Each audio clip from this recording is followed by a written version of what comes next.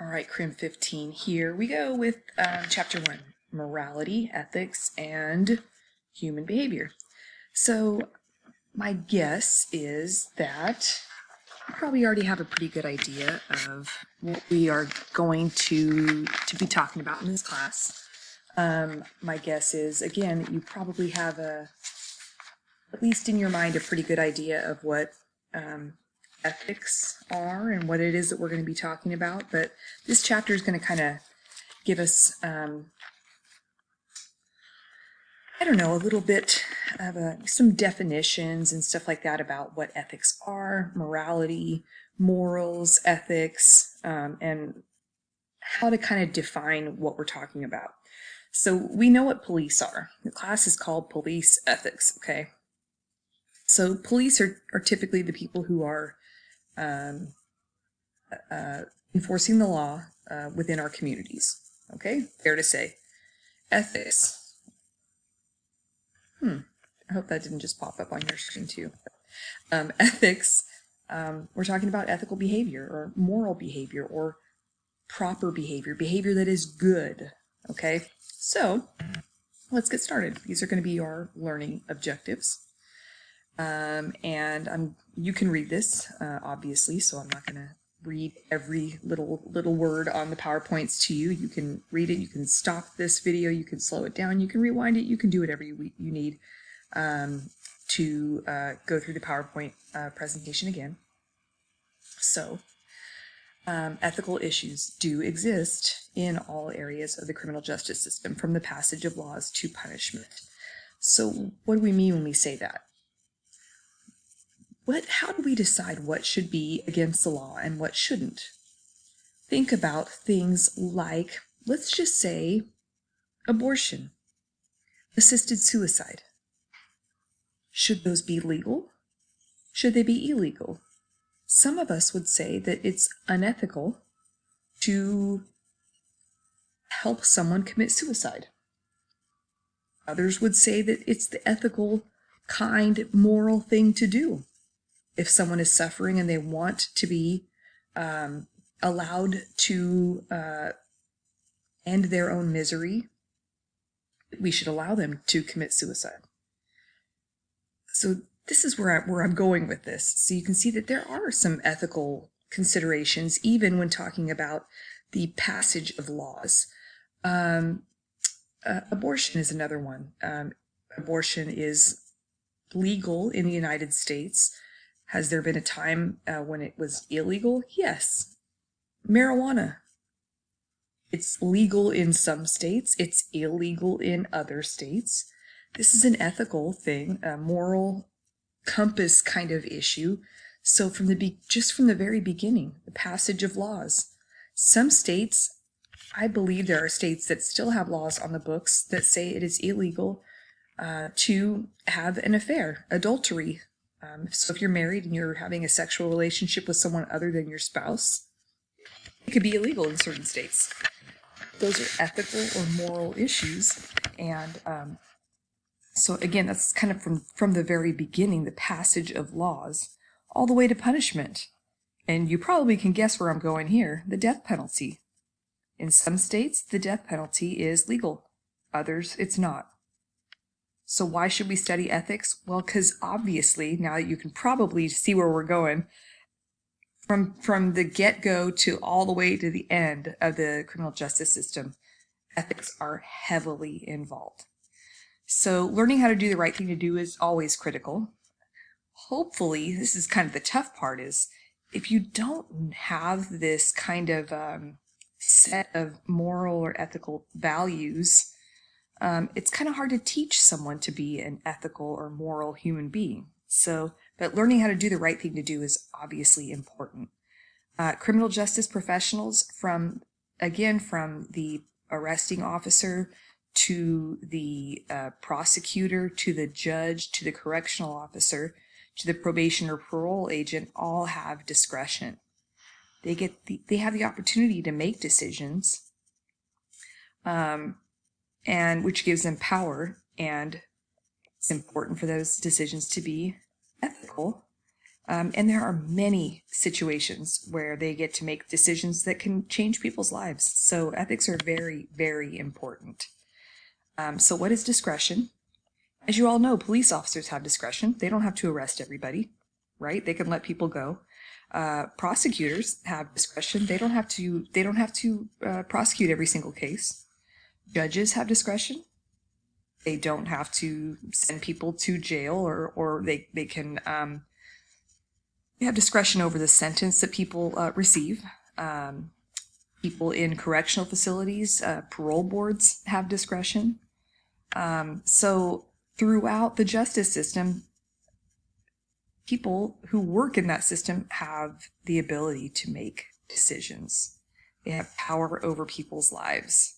Is it important that they use morals and ethics? Yes. So ethics ultimately is the study of this behavior. Ethics are also important when legislators are making laws. Again, police enforcing laws. So I kind of skipped over that one, but so you can see from start to finish, ethics are important in the criminal justice system because there's so much discretion from start to finish. It's not just one person who is affecting the life of the accused. It's throughout the system. So why should we study ethics? Again, because there's so much power involved. Because everybody involved in the system has a duty to enforce the laws, provide due process, meaning be fair, and make sure that everyone is treated equally. And because we're public servants, if you work in the criminal justice system, you are being paid through public funds. And your job is to basically serve the public. Not basically, your job is to serve the public. And this is all things that they all have in common. Even judges. Sometimes I think they forget that. So criminal justice professionals should always be professional. This is a tough one. It shouldn't be. But you all have seen all the videos of unprofessional behavior. To develop critical thinking skills, to recognize the ethical consequences of their actions, and because it's central to decision-making and criminal justice research. And I kind of want to go back to this one here. Imagine, and some of you might even be able to relate to this, that one contact when you are 16 years old that you had with a police officer, and I'm not saying that you did, but just let's just say, use as an example. You did something stupid, and the police officer took you in, as opposed to giving you a warning. And you had a record at 16, as opposed to just getting a warning. How different is your life path at that time? Are you sitting in a criminology class today if you had a criminal record based on that one stupid decision you made at 16? Think of the ethical consequences if the officer had made a different choice. If the officer had made the choice to use discretion, give you a warning and let you go, as opposed to taking you in and creating a formal record at the age of 16. I hope you get what I'm saying here. A lot of times young people do stupid things. I'm not saying that all of you did, but I'm going to guess that a few of you have done stupid things before. A lot of us do. Certainly at 16. If every 16-year-old or 15-year-old or 14-year-old ended up getting arrested for every stupid thing that they did, thus having a criminal record, their lives might have turned out really different. So anyways, just kind of throwing that out there. Again, why study ethics? To understand how the system is engaged in coercion, understand the special duties of public servants and how they owe the people they serve, and how to resolve ethical dilemmas. Okay. Morals, basically principles of right and wrong. The term moral is often used as an adjective to describe a person's actions. Ethics is basically the study of determining good and evil. Okay, I'm going to let you read this slide. Is the death penalty ethical/moral? What do you think? I don't know. And there are different types of ethics: meta-ethics, technical investigation of the meaning of the ethical system. So this is, again, the big study of ethics in general. Normative ethics. I know it's getting kind of deep here. Probably not going to ask you anything about this because it is a little bit deep into the whole ethics definition group here, but the definition of right conduct and moral duties, applied ethics, application of ethical principles to a specific issue, and then professional ethics, examination of the behavior of certain professional groups. Okay, this one is actually sort of important, but duties. What are your ethical duties as a police officer, we'll say? What are your ethical duties as a human being? So that's when we're talking about duties. Behaviors or actions necessary for a person to be considered moral. What are your ethical duties as a student? What are your ethical duties as a parent? Okay, supererogatories, actions that are commendable but not required in order for a person to be considered moral. So an example of this would be, let's say you are driving down the street and you see a car veer off the road and drive into the canal. But they're on First and Shields. And you pull over, jump out of your car, and you jump into the canal and you pull somebody out of their car. That's great, but you wouldn't necessarily be expected to do that. That would be kind of over and above. So that would be considered a supererogatory. So I think most people would agree that you went above and beyond your duties as a human being by jumping into the canal to pull somebody out of their car. And then imperfect duties, moral duties that are not fully explicated or detailed. So we don't really know what our duties are in certain circumstances. Like, what do you do? I don't know. Some guy is beating up his girlfriend in the middle of the street. What should you do? You're kind of like, I don't know what I should do here. Should I get out and try and break it up? I don't know. Anyway, so there's some other definitions. So values. You have to, what I'd like you to do is just think for a second about what values are important to you. What are values? Values are typically things that are important to you, things that you consider in your life as important or desirable. And most of you are going to probably say things like health, especially now. I do this in another class, and I ask people to list what's important. And during a worldwide pandemic, it's very interesting how many people are grateful for their health, which is clearly makes sense. Health, family, friends, education, honesty, faith, family, all those kinds of things. Are there some things that are more important than others? And this is a small list.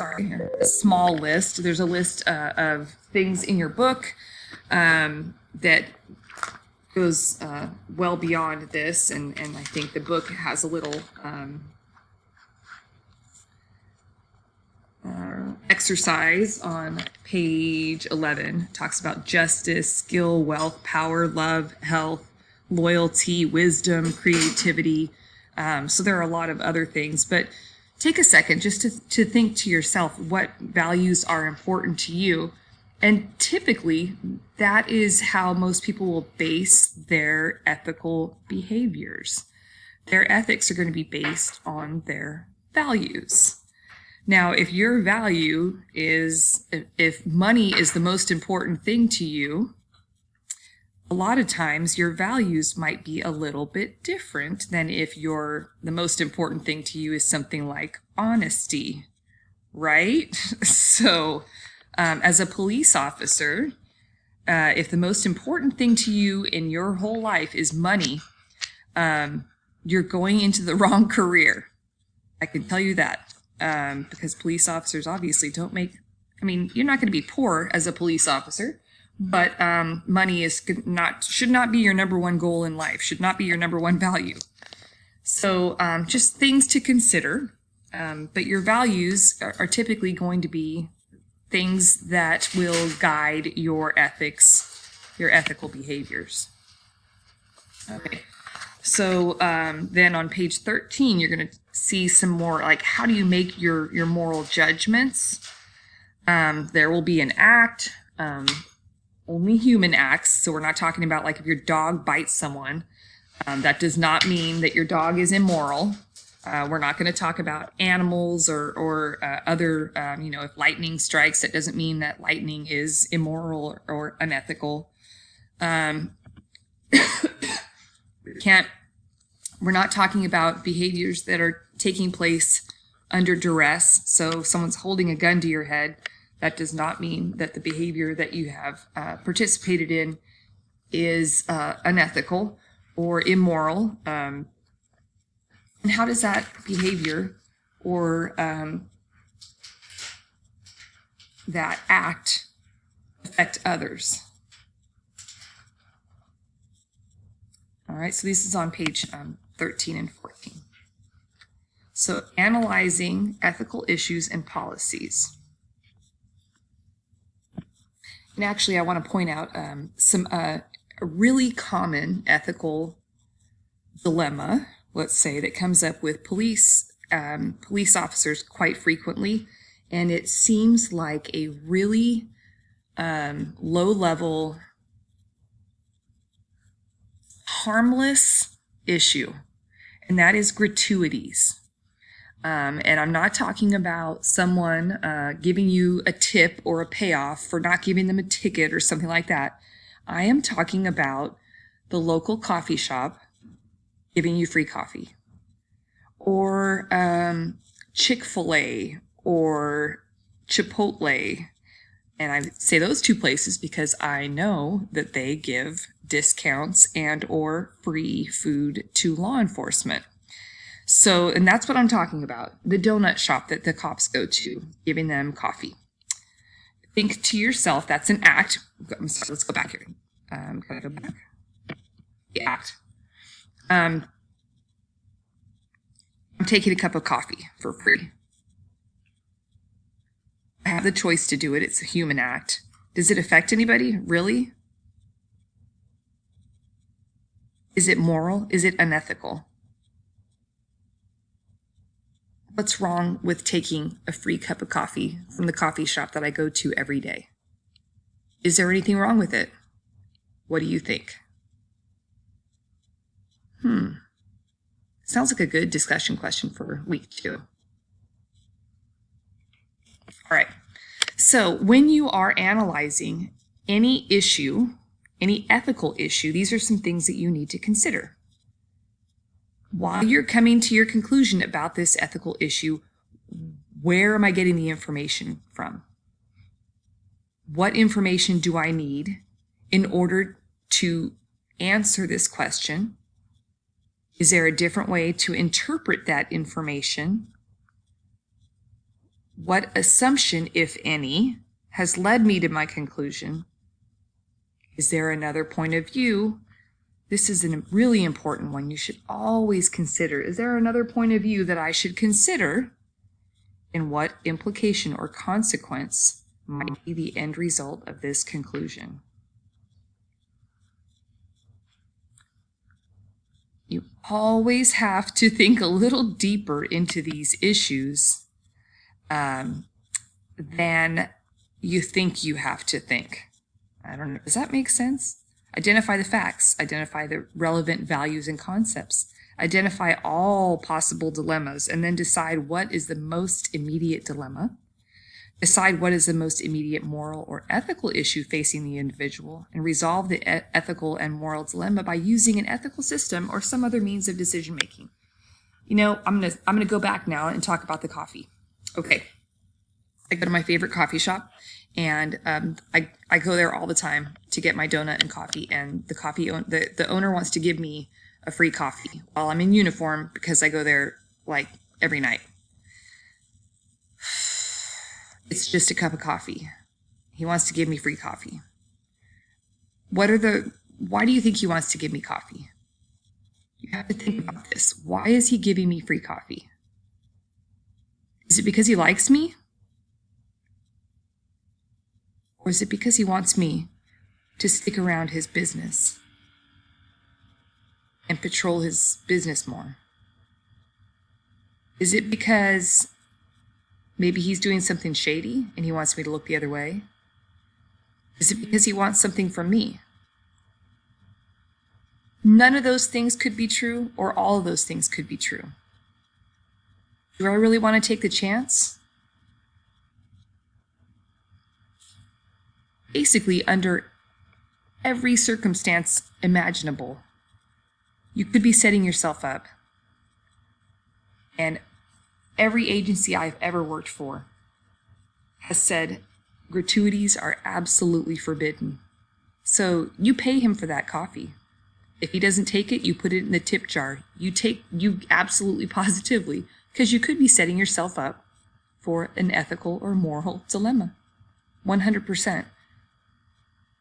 Even if it's they're doing it out of the kindness of their heart, you could be setting yourself up for a moral dilemma. Don't do it. Don't do it. Pay the $1.50 for the coffee and move on. How does culture, location, perhaps affect the worldwide terms of morals and ethics? This is a very different morals and ethics in very different parts of the world. I think we're probably pretty aware of that. Blah, blah, blah, blah, blah, blah. Talked about this kind of right now already. Just talked about the coffee shop. And I wish we could do this, but we're not together. So anyways, there's chapter 1. Boom.